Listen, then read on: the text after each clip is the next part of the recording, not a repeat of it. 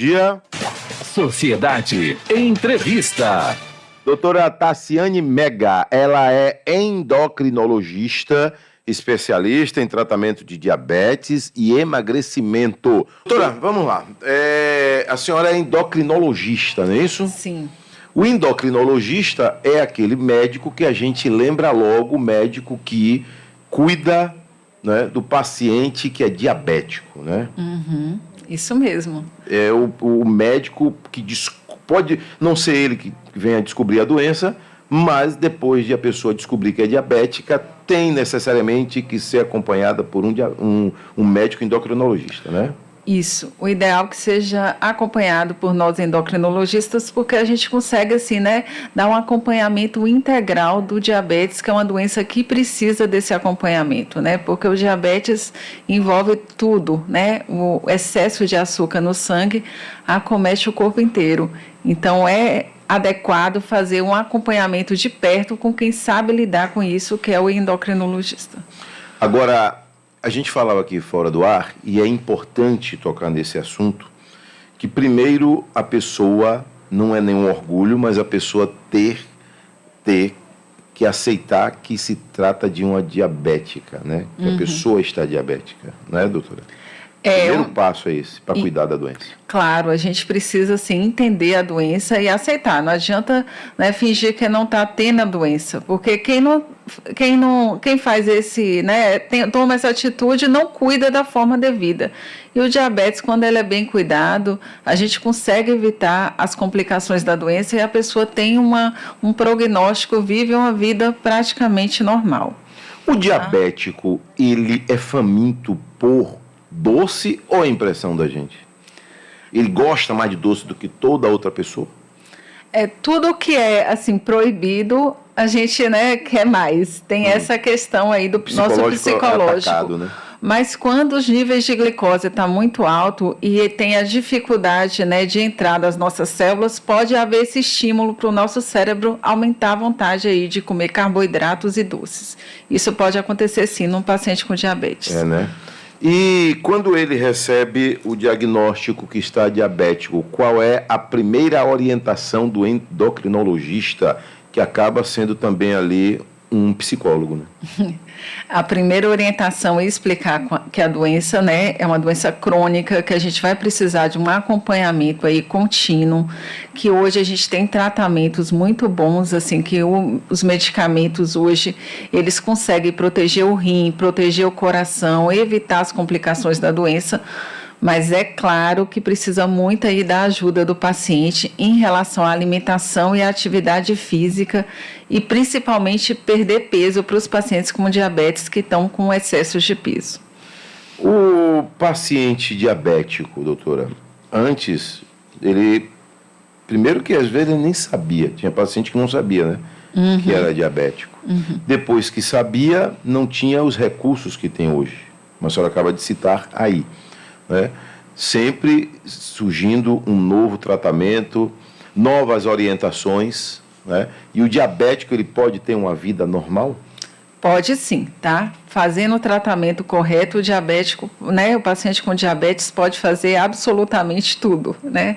Pode nadar, pode correr, pode viajar, né? Pode se alimentar, né, da forma devida, com certas restrições, mas seguir a vida normal, fazendo seu acompanhamento. Existe sempre uma conta aí que para uns fecha ou para outros não. Quando é considerado aí pela medicina, pelos estudos, o paciente diabético? Então, o diagnóstico de diabetes a gente consegue dar quando a glicose de jejum está acima de 126, tá? Jejum, acima de 126. Geralmente 8 horas de jejum. Tá? Quando ela está ao acaso, a gente mede qualquer hora do dia, a glicose é acima de 200. E existe um teste também que a gente provoca aí para ver se a gente está na dúvida em pacientes que têm ou não diabetes, que é um teste de tolerância oral à glicose. Quando esse teste está alterado acima de 200, também faz diagnóstico de diabetes. Hoje já é possível também fazer um mapeamento dos últimos 3 meses, né? Do paciente, né? Para que não haja nenhuma maquiagem, né? Existe esse exame que chama hemoglobina glicada, que eu falo que é a média, que é como se fosse um extrato dos últimos 3 meses da glicose. Então, a gente consegue ter um parâmetro maior do que a glicose de jejum. Então, assim, né, a gente precisa de exames mais completos para fazer o diagnóstico e o acompanhamento desses pacientes. Então, hoje, todo paciente que vai para os exames, a senhora acaba pedindo essa hemoglobina glicada? Peço sim. Faz parte do acompanhamento. Já faz parte hoje do acompanhamento, né? Porque ele traz uma ideia maior, né? Traz sim. O paciente. Traz sim. Aqui tem pessoas perguntando, doutora, com relação a alguns hábitos, né? Bom dia, Adelso Carvalho. Endocrinologista cuida também no desenvolvimento da criança, ou seja, criança que não tem um crescimento adequado, e pega também aqui essa informação, essa dúvida com relação a crianças diabéticas. Cuidamos de crianças diabéticas, né? Mas geralmente quem faz esse cuidado é o endócrino pediatra. E também a questão do crescimento também é feito pelo endócrino pediatra, né? Para a gente ver distúrbios do crescimento, que a gente chama. Aqui pergunta, doutora, com relação a algumas frutas. Adelso Carvalho, gostaria de saber da doutora se o paciente diabético ele pode, por exemplo, chupar manga, pode comer uma pinha. É óbvio que a pessoa está se referindo aqui a frutas mais doces. Né? Poder comer pode, tá? Não é proibido comer frutas. Só que as frutas elas têm que estar no contexto. Não pode comer várias frutas ao mesmo tempo, né? Então, assim, por exemplo, pode comer um pedaço de manga, né? Pode comer uma pinha, mas não pode comer várias mangas, várias pinhas na mesma hora, porque essas frutas têm um teor de glicose, mas não é proibido comer nenhum tipo de fruta. Tem frutas que têm um teor de glicose mais alto, mas elas podem ser consumidas com moderação. Tem gente que tem resistência a esse produto que coloca para substituir o açúcar. O adoçante. O adoçante. Faz como, então? Fica sem adoçante, né? Porque assim... E sem açúcar também. E sem açúcar. Não pode açúcar branco, açúcar mascavo, açúcar demerara, né? Então, o açúcar demerara, ele, na verdade, é como se fosse uma maquiagem. A pessoa vai, não, eu não vou usar o açúcar, esse açúcar bem alvinho, porque esse daqui é o grande vilão. Mas vem um demerara ali como se fosse um ajudante ali que não vai estragar muito a saúde. Engano. É engano em relação aos níveis de glicose do nosso sangue. Então, nem os tipos de açúcar, açúcar de coco, demerara, mascavo, eles sobem a glicose exatamente igual ao açúcar branco no nosso sangue. O açúcar demerara e mascavo tem outras propriedades, alguns nutrientes sim, mas em relação à glicose, sobe da mesma forma. Então, para quem tem diabetes ou pré-diabetes, a gente deve evitar aí, ao máximo aí, qualquer adição de açúcar nas bebidas e tudo. Então, esse paciente também ele não pode nem sonhar em tomar um caldo de cana? A princípio, não. É bom evitar, né? Porque sobe bem a glicose. Olha aí. Doutora, William do Bravo em Serra Preta. Alô, Serra Preta. Pergunta para a doutora Adelson Carvalho se é mito ou verdade que comer doce e beber água logo em seguida causa diabetes. A gente sempre ouviu falar disso, né? É verdade, é um mito, tá? Então, mito. É um mito. Comer doces não vai fazer você ficar com diabetes. Então, tem outras causas relacionadas ao diabetes, principalmente a genética, né? A gente ter parentes de primeiro grau com diabetes, a obesidade, né? A falta de atividade física está muito mais relacionado do que comer doce. Se você come doce só e tem o restante da alimentação saudável e tem um peso saudável, faz atividade física, provavelmente esse doce não vai comprometer. É o conjunto que vai comprometer aí a questão da glicose. Olha, doutora, muita gente se queixa aí, por exemplo, do açúcar, né? Mas depois que a pessoa já está diabética, né? Mas e aí, como a pessoa ter seus cuidados para não se tornar um diabético? Como fazer? A principal medida para não ter diabetes é cuidar da alimentação, ter um estilo de vida bom, evitar alimentos ultraprocessados, excesso de carboidrato na dieta, tá? Manter o peso dentro do ideal, evitar excessos de peso, fazer atividade física, isso é que vai evitar a pessoa ter diabetes. Alimentação equilibrada, controle do peso e atividade física. A dona Jane está lá em Iambupe, ela quer saber se cuscuz de milho faz mal para o diabético. Cuscuz de milho não faz mal para o paciente com diabetes, mas o cuscuz, o ideal é a gente comer com uma proteína, né? Isso vai ajudar a evitar o pico da glicose quando a gente come cuscuz. Então comer um cuscuz com ovo, com carne, com frango, isso vai evitar o pico glicêmico aí do cuscuz. Adelso, pergunta à entrevistada, doutora, se existe algum fator hereditário na questão da diabetes. Ela acabou de falar, né, doutora? Tem, Com né? certeza tem. Forte ligação, né? Demais. Você geralmente vê assim no consultório pacientes que o pai, a mãe, os irmãos, eu atendo várias pessoas da família. Então, se você tem parente de primeiro grau com diabetes, tem que fazer um exame de glicemia, pelo menos aí após os 35 anos, todo ano, para fazer o diagnóstico. O acompanhamento, né? O acompanhamento. Agora, o diabético, ele tem um horário do dia que acaba sendo mais perigoso, doutora? Digamos, de manhã, à noite, aquele paciente que já acorda com a glicemia lá em cima. Tem esse paciente que acaba... Ele tem que ter também esse controle, esse monitoramento? Tem que ter, não tem um horário específico que a glicose vai subir mais, né? Isso depende muito da alimentação, né, da medicação do paciente. Mas se ela está alta um período, a gente precisa controlar. Ela não pode evitar, a gente tem que evitar picos de glicose. E o que a gente fala é de variação da glicose, a glicose subir e abaixar demais. Então, isso faz mal para o nosso organismo. A gente precisa de um equilíbrio. Seu Gervásio está ligado na gente lá na Ribeira, em Salvador. Ele quer saber da senhora o seguinte: o paciente diabético, por que pode perder o pé, pode perder a perna, mas dificilmente ouve-se falar que ele perdeu a mão, perdeu um braço? É verdade mesmo, tá? Então, assim, o acometimento do diabetes acontece principalmente quando a glicose está alta dos nervos e da circulação. E ela acomete principalmente a periferia. Então, geralmente, acontece mais na região de membro inferior primeiro, tá? Então, acomete mais os pés, né, a perna. Então, essa é a região mais acometida mesmo, por causa da circulação, que é mais difícil. As mãos já é algo bem difícil. Com certeza, se acometeu a mão, já acometeu as pernas antes. Que pergunta, dúvida, doutora. O pé diabético, necessariamente a pessoa é diabética? Pé diabético Já está dizendo, né? Sim. Se tem pé diabético, tem diabetes.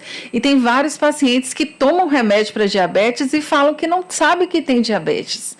Então, assim, eu acho que os pacientes ou recusam, às vezes, esse diagnóstico, ou muitos médicos não têm a paciência também de explicar para o paciente que ele tem diabetes. Então, se a pessoa tem pé diabético, ela tem diabetes. E ela precisa cuidar do diabetes para o pé dela melhorar.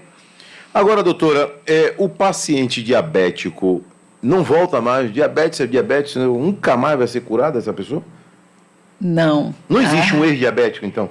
Existe remissão do diabetes, é o que a gente fala. Diabetes é uma doença crônica, mas ela pode entrar em remissão. Remissão não é cura, remissão é controle.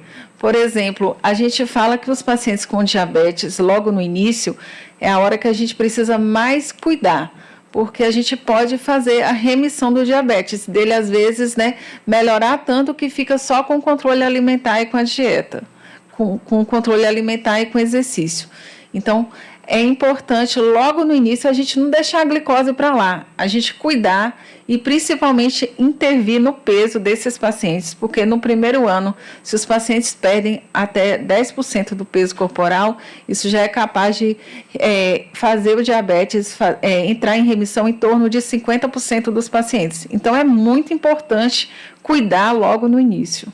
Aqui tem dúvida, paciente que já bateu 400 de glicemia, o que pode acontecer com esse paciente? Ele fica tonto, ele fica com mal-estar, vômito? Pode ficar tonto, pode vomitar, pode urinar demais, beber muita água. Então, depende da tolerabilidade dessa pessoa em relação à glicose. Então, assim, e é perigoso, pode dar um sangramento na visão, pode dar um infarto. É um quadro complicado que a gente consegue controlar, sim, com todas as medidas que precisam ser feitas no paciente com diabetes. Eu lembrei agora, não existe glicose que não abaixa, né? Às vezes os pacientes chegam assim, doutora, minha glicose não abaixa. Isso não existe. Existe um paciente que não está bem cuidado, às vezes com a medicação correta, com acompanhamento nutricional correto, com as medidas que precisam ser feitas. Todo diabetes tem cuidado e a gente consegue controlar. Doutora, e o paciente que diz assim, ó, eu não tomo refrigerante tradicional, mas esse aqui é para quem faz dieta, quem é diabético. Existe refrigerante para diabético mesmo? Existe um refrigerante zero, né? Que é o refrigerante... É confiável? É confiável que ele é sem açúcar, tá? Só que, assim, o refrigerante ele é cheio de produto químico. Não é porque é sem açúcar que tá bom, né? Então, ele é cheio de produto químico, de sal, tá? E eu falo bem assim, que o refrigerante, ele puxa comida. Quando a pessoa toma refrigerante, ela quer comer. E isso, assim, eu acho que, de certa forma, acaba aumentando a glicose. Falo, quando a gente bebe água e acabou. Mas quando a gente toma refrigerante e quer comer algo junto. Companhia, né? Quer uma companhia para o refrigerante. E a cerveja para o diabético também é um problema?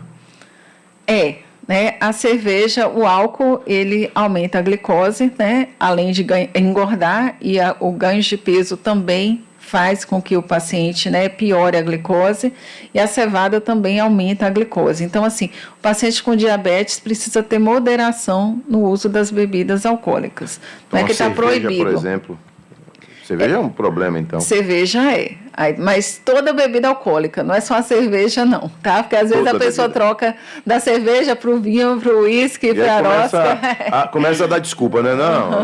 Não, é a cerveja que é o problema. Doutora, aqui para a gente finalizar, cidadão pergunta, efeitos do Ozempic, é isso? Para quem não é diabético, porque tem gente usando esse medicamento? Tem, né? O Ozempic é um medicamento que a gente tem para o tratamento do diabetes, só que a substância do Ozempic a gente já tem, né, para o tratamento também da obesidade. Vai chegar um novo medicamento aqui o ano que vem para o tratamento da obesidade, que é a mesma substância do Ozempic, que chama o Wegovy. Quando ele é usado para a obesidade, quando ele traz muitos benefícios, inclusive diminui a chance da pessoa ter diabetes. Mas não pode ser usado de forma aleatória, né? Igual muitos pacientes estão usando. Pacientes sem indicação de peso, pacientes que têm um peso normal e que estão aí usando a medicação por conta própria, sem acompanhamento médico. Doutora, tem inúmeras perguntas aqui. O tempo acaba sendo muito cruel com a gente, né? Doutora Tassiane Mega, isso mesmo, né? Isso mesmo. Endocrinologista, especialista no tratamento de diabetes, emagrecimento, né? Estão atrelados, né? O diabético, a gente consegue perceber o diabético quando ele começa a entrar mesmo num tratamento que tem que ser feito. Você percebe que ele perde peso. Ele já está... A aparência dele já é de quem está se cuidando, na verdade. Né? Com certeza, uma alimentação com uma restrição de carboidratos, se o paciente estiver bem orientado, fazendo atividade física, comendo uma alimentação saudável, com certeza isso vai ajudar aí no controle do peso dele. Desincha logo, né? Começa a desinchar, né? E melhora muito, né? Assim, a gente acha que a glicose alta não vai dar sintomas, mas o paciente sente o bem-estar de estar com sua doença, né, bem controlada. Ou seja, é uma doença também silenciosa, né? Silenciosa. Silenciosa. Obrigado, doutora. Tudo de bom, viu? Obrigada, Adelson. Obrigada a todos aí. 7h43, eu volto já.